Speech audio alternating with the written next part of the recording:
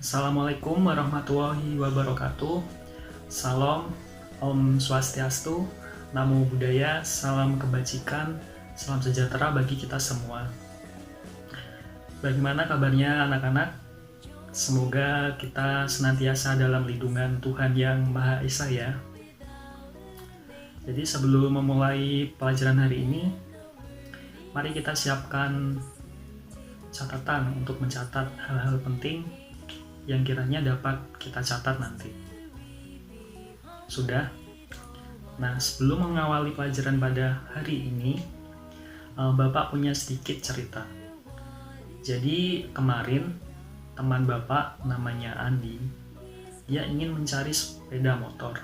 Kemudian Andi ini mencari sepeda motor bekas di jual beli online. Setelah mendapatkan motor bekas yang dirasa cocok oleh Andi ini, kemudian Andi menghubungi si penjual motor bekas ini. Karena di deskripsi jual beli motor itu ada nomor si penjual ini.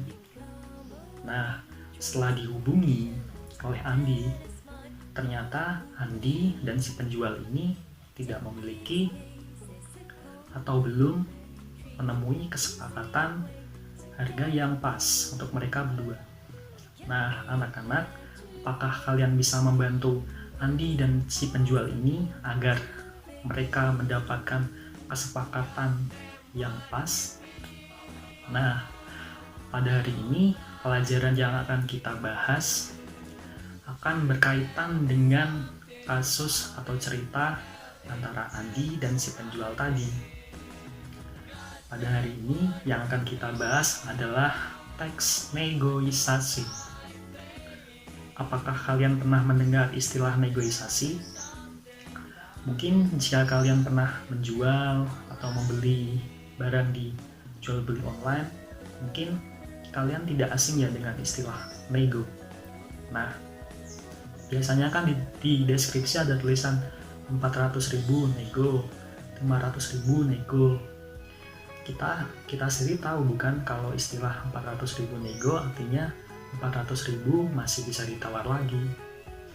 Nah, sebenarnya istilah nego itu diambil dari kata negosiasi itu sendiri. Jadi kata negosiasi lalu diambil 4 huruf depannya saja menjadi nego untuk mempersingkat.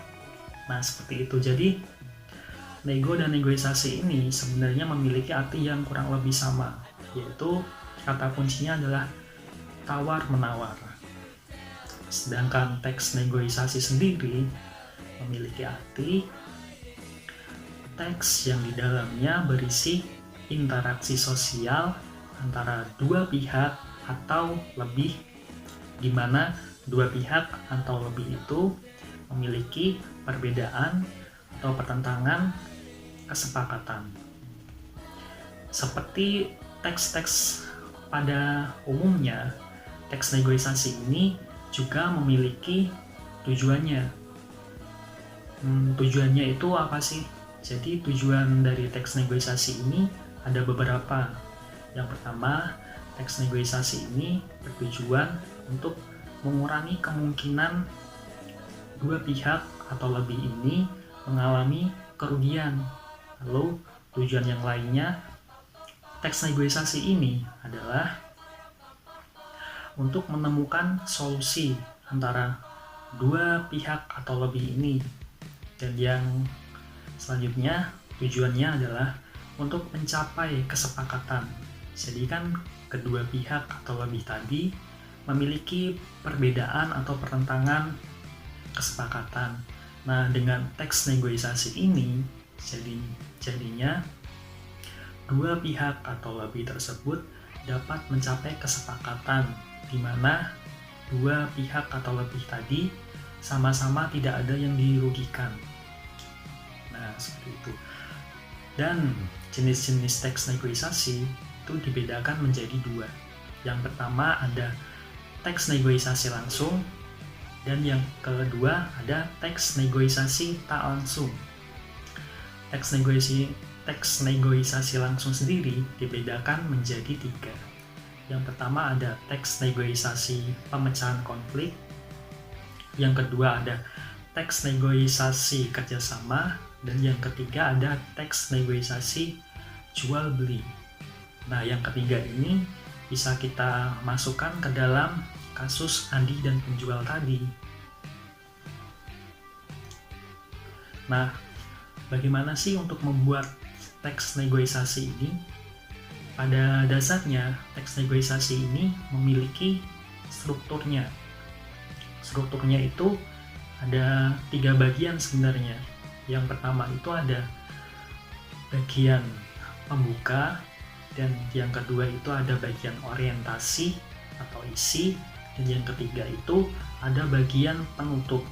Nah, dalam teks negosiasi ini, bagian orientasi adalah bagian yang paling penting, karena biasanya teks dalam orientasi ini akan ditemukan kesepakatan antara kedua belah pihak atau lebih tadi, seperti itu.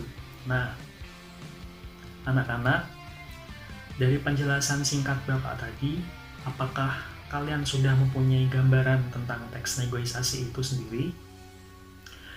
Jadi, kata kunci dari teks negosiasi ini sebenarnya adalah tawar-menawar. Jika kalian sudah dapat gambaran sedikit, apakah kalian sudah bisa memberi bantuan kepada Andi dan penjual tadi untuk menyelesaikan masalah tersebut? Jika sudah, silahkan tulis teks negosiasi tersebut di kolom komentar ya. Terima kasih, sepertinya itu saja. Sampai jumpa di lain kesempatan. Wassalamualaikum warahmatullahi wabarakatuh.